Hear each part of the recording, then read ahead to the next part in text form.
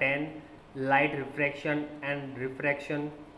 We see a variety of objects in the world around us. हमारे world में आसपास में बहुत सारे ऑब्जेक्ट्स हैं.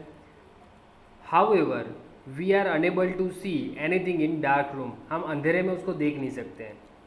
On lighting up the room, things become visible. जब हम रूम में लाइट चालू करते हैं तो हम उसको सब देख सकते हैं. We make things visible during the day. The sunlight help to see objects. में जब हम सुबह होती है और लाइटिंग होती है सुबह को, तो उसकी वजह से हम दूसरे ऑब्जेक्ट्स भी देख सकते हैं. An object reflects lights fall on it, और जब वो लाइट्स उसके ऊपर गिरती है तो और उसके बाद वो रिफ्लेक्ट होती है. This reflected light when received by our eyes unable to see things.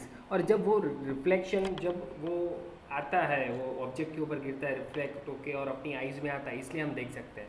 अब आप बोलोगे कि सर कोई एग्जांपल के साथ समझाओ.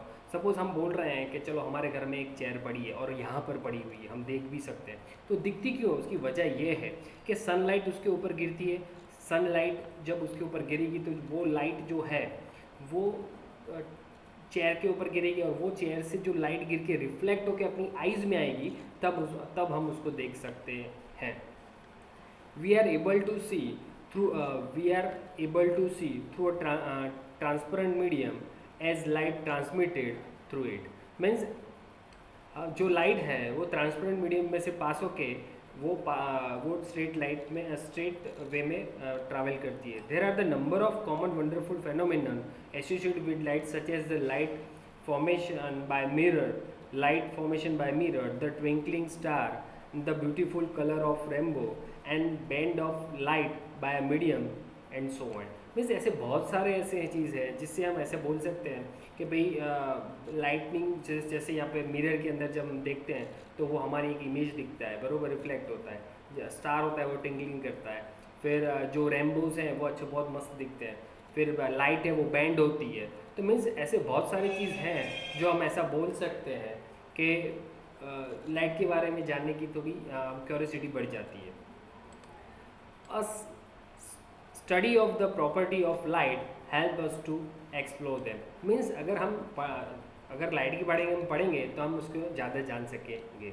Bye observing the common optical phenomenon around us we may conclude that light seem to travel a straight line. Means ऐसा ये सब हमको देख के हमको ऐसा लगा कि भाई ये लाइट है ऑलवेज स्ट्रेट वे में ट्रैवल करती है. The fact that the small source of light cast a sharp shadow of the opaque object and point to the straight line path as a ray of light. अब इसका meaning ये है कि यहाँ पे कोई भी स्मॉल सोर्स ऑफ लाइट है और वो क्या होता है कि जब भी कोई ऑब्जेक्ट के ऊपर टकराता है तो उसका एक शेडो जो बनाता है. सपोज मैं ऐसा बोलूँ कि कोई पेन है, धूप में रखेंगे तो उसका शेडो कैसा बनेगा? तो सिंपल सी हम जैसे पेन रखेंगे वो शेप का ही हमारा शेडो बनेगा. तो इट मीन्स जब उसके बाद हम बोल क्या सकते हैं? उसके बाद हम ऐसा बोल सकते हैं कि लाइट जो है स्ट्रेट वे में ट्रैवल करती है. अब मोर टू नो यहाँ पे हम देखेंगे जो ऑरेंज कलर के अंदर है. In an opaque object of the path of light become a very small, light has a tendency to bend around it and not walk in straight line, as effect known as the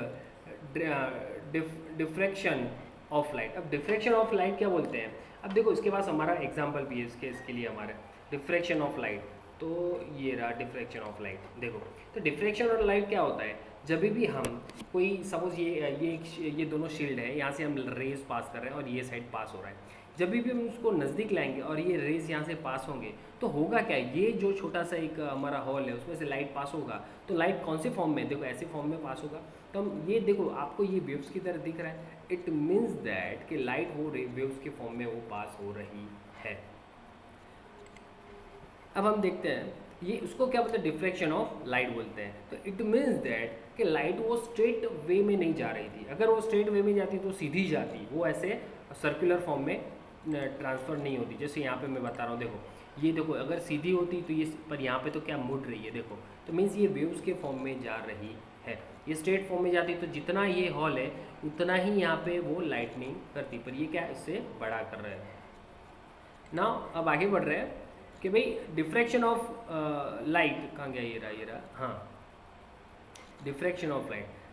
then the straight line treatment of the optics use rays falls, means ये ऐसा बोल रहा है कि जो हम अब तक सुन रहे थे कि भाई जो लाइट है वो स्ट्रेट लाइन में ट्रैवल होती है, वो तो गलत है।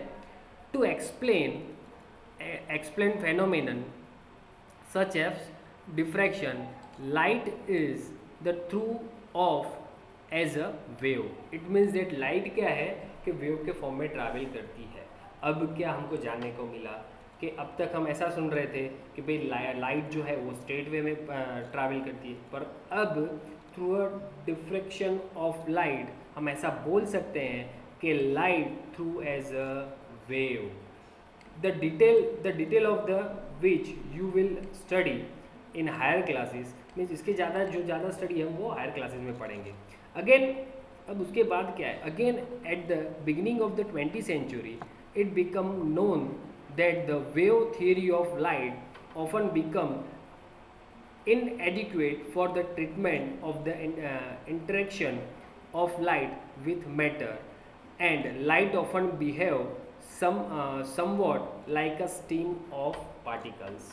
अब ये स्टीम ऑफ पार्टिकल्स क्या है, अब इसको आप नेट पे सर्च मारोगे स्टीम थियरी, उससे भी ज़्यादातर जाना जाता है। तब वो कैसे वर्क कैसे करती है, तो जैसे देखो मैं मेरे पास उसके एग्जांपल्स हैं, ये रहा okay, steam theory light as a particles. तो ये उसका बेसिकली उसका जो थियरी है वो है कि पार्टिकल्स के फॉर्म में यहाँ पे लाइट दिखा हुआ है। तो होता क्या है यहाँ पे, अगर यहाँ पे दो छोटे से शील्ड के अंदर जो स्क्रीन है उसके जो स्लाइड है बरोबर, और यहाँ से अगर पार्टिकल्स पास किए जाएंगे तो सामने ये जो हमारा शील्ड है और स्क्रीन है उसके ऊपर एग्जैक्टली ऐसे यहाँ पे ऐसे जो दिखता है, और दिखेगा कैसे, फ्रंट साइड से ऐसे दिखेगा। तो मीन्स होता क्या है, अब आप कोई भी जगह आप देखोगे ना, जब हम टॉर्च मारेंगे ना कहीं पे भी, तो वो क्या फैलता है, लाइट फैलता है। तो वो फैलता है तो क्यों है, क्योंकि वो ऑप्टिकल स्क्रीन है, इस वजह से मीन्स ऐसे पार्टिकल के फॉर्म में वो कन्वर्ट होती है। अदरवाइज वो आयन के ऊपर अगर हम उसको लाइटनिंग करेंगे तब भी ऐसे पार्टिकल्स हमको देखने को मिलते हैं।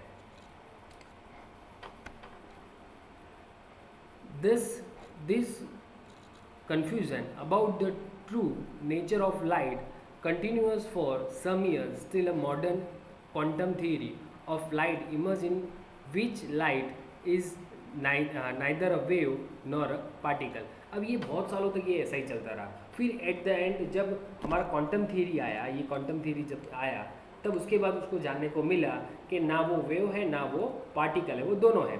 The new theory reconciles the particles properties of light with the wave nature।